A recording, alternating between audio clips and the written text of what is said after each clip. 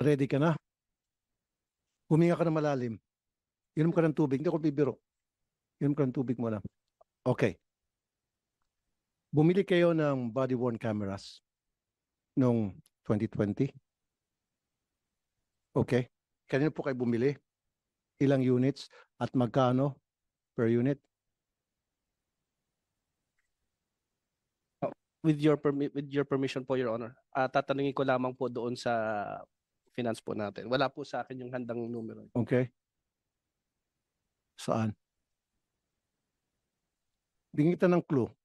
Isang unit nagkakahalaga ng 879,000 pesos. One unit ng body-worn camera. Your Honor, i-check ko po pero parang i-compare ko lang po pero parang napakalaki po yata. No? Hindi. May akong dokumento. 879,000 pesos isang unit. Although ginestify niyo yan sa COA, marami kayong mga nilagay, kung ano-ano mga requisitos, pero still 879,000 pesos one unit lang. At nasaan itong mga cameras na ito? Ginagamit pa rin ba ito? Tama po, Your Honor. In fact, meron po tayo sa PPA po na tinatawag po nating National Port Surveillance Center po. Meron po tayo, ito pong body-worn cameras po natin, integrated po ito doon sa regular po nating surveillance system sa CCTV po. Ito po, dala-dala po ito ng mga port police po natin, Your Honor. Sige, integrated, etc. Pero 879,000. Come on. Ang inyong binilihan ay Boston Home Incorporated na ang capital lamang nito ayon sa SEC ay 10 million. And yet, nabigyan nyo ng kontrata na almost $1 billion. At pinuntahan namin tong kumpanyang to, apartment. Wala kang ginagawang due diligence and sumagot. Dati na itong na-flag down ng COA dahil nagbenta ng mga defective na mga kagamitan sa EMB, Environmental Management Bureau. Kung nag-check lang sana kayo, pinuntahan nyo sana itong opisina nito, nakita nyo apartment lang pala ito, ba't kami bibili rito ng daan-daan million worth of cameras? At kung nag-check lang sana kayo ng background nila, malalaman ninyo na ito'y nagbenta ng defective na mga equipments sa EMB.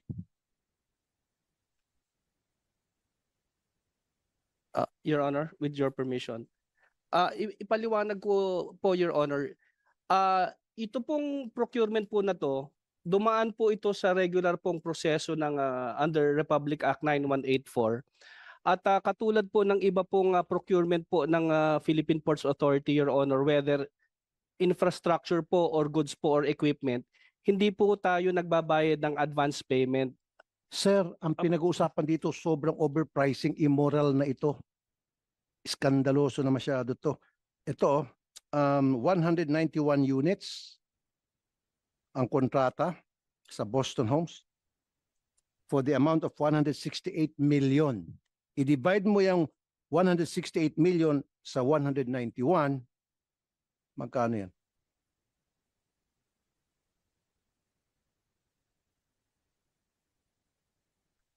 Your Honor, yun po kasing, yung pong kung 168 million po yan, at i-verify ko po, over 190, yung pong 191 units po, Your Honor, yun po yung actual na camera. Pero hindi lamang po kasi po, Your Honor, yung camera, meron po kasi itong sistema, meron po itong servers na kasama. Hindi lamang po yung ordinaryong camera po na So, ang binabayaran po natin po dito, Your Honor, kasama po yung camera, yun pong, ito po kasi over internet.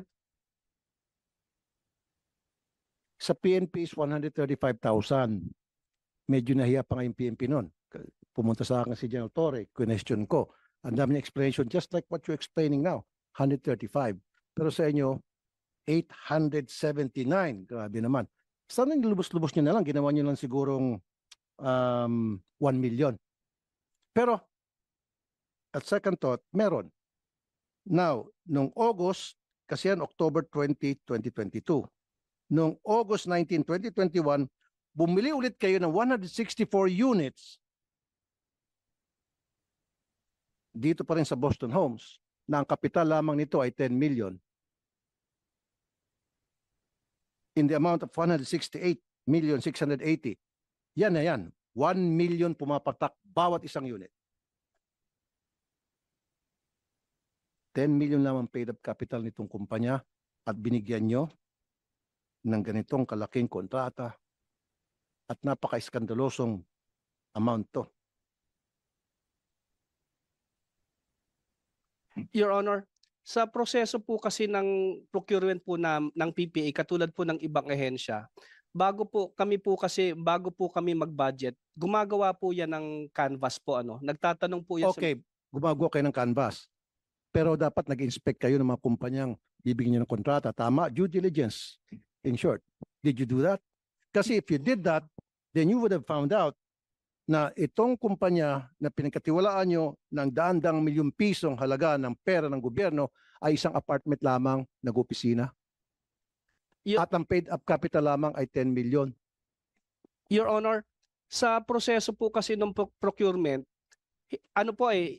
una ipaliwanag ko po ito po bago po tayo nagbayad dito na deliver na muna po lahat ng equipment, hindi po tayo at umaandar po, hindi po tayo nagbibigay po ng advance payment. So sigurado po ang pamahalaan na bago po tayo nagbayad, nasa atin na po yung equipment at umaandar na po. Ngayon po, yung pong kung yun man... Sir, I'm not talking about kung umaandar na o hindi bago na bayaran ay na-deliver na, etc. Yung bang una, hindi kayo gumawa ng pag-check sa background ng company na binigyan nyo ng pagkalaki-laking kontrata. Number one yun. Kasi kung nag-check kayo, malalaman nyo na hindi karapat-dapat bigyan ng kontrata to. Kami nag-check kami, pinuntahan namin, apartment, ang address niya ng kumpanya. Your Honor, thank you po.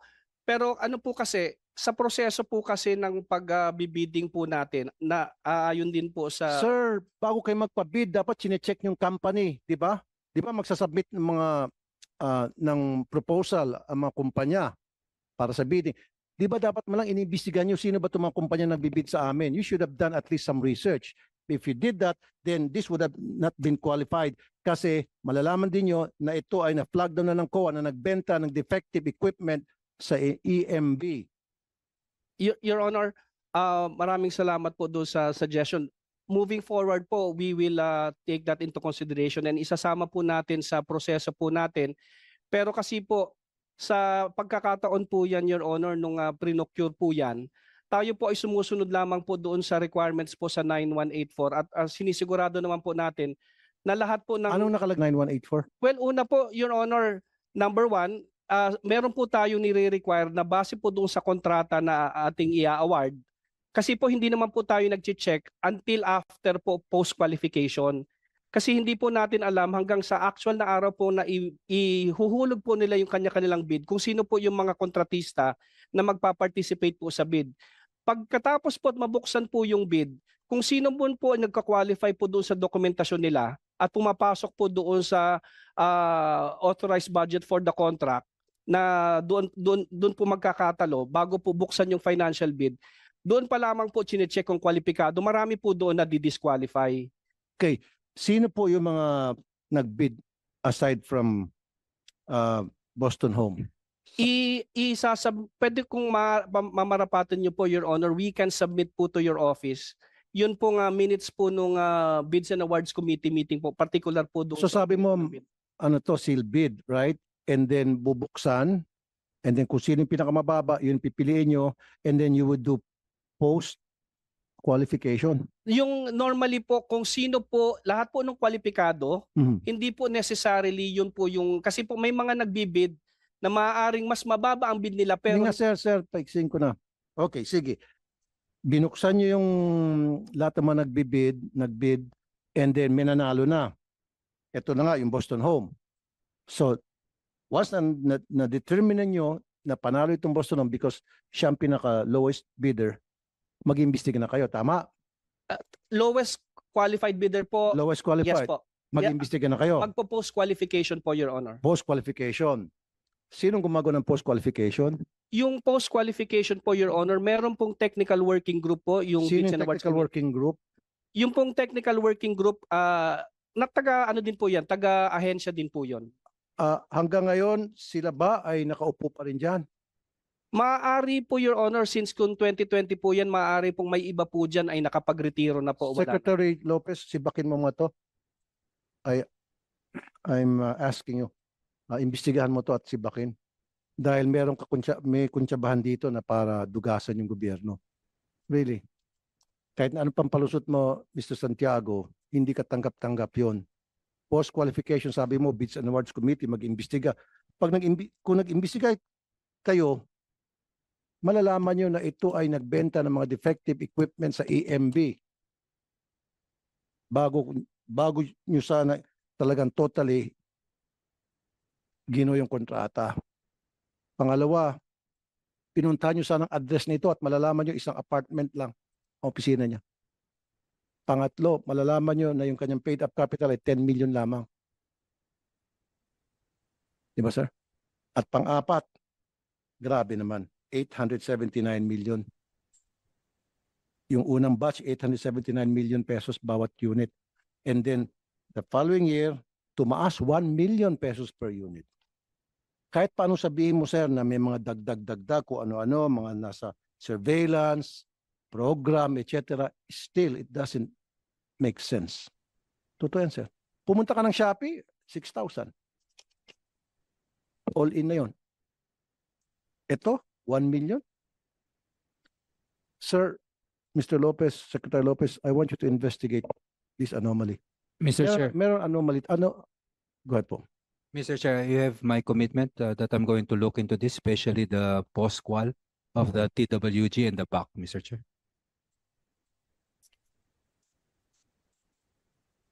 Okay. Naku, baka mapapalitan ka rito, Mr. Santiago. Na-plug down din kayo sa mobile x-ray machines. Mobile X-ray, wala po kaming procurement ng mobile X-ray, Your Honor.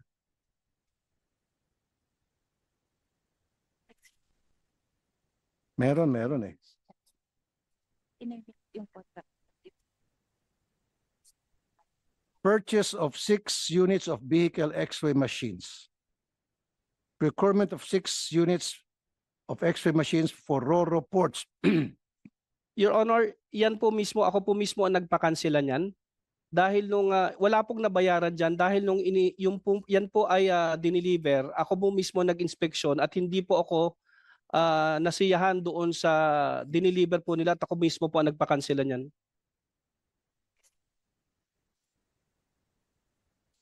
Okay, so hindi nyo na-deliver ito. Pinakansela ko po yan, Your Honor. Okay. Sige, at least yung sinasabi ko kanina pa due diligence, dapat di ka nagpapawara-wara lang, basta-basta na lamang tuturo na lang kayo kung sinong bigyan nyo ng kontrata, etc. Dito, very anomalous tong nangyaring transaction, Secretary, between tong Boston Homes and yung PPA. Please investigate. Yes, Mr. Chair.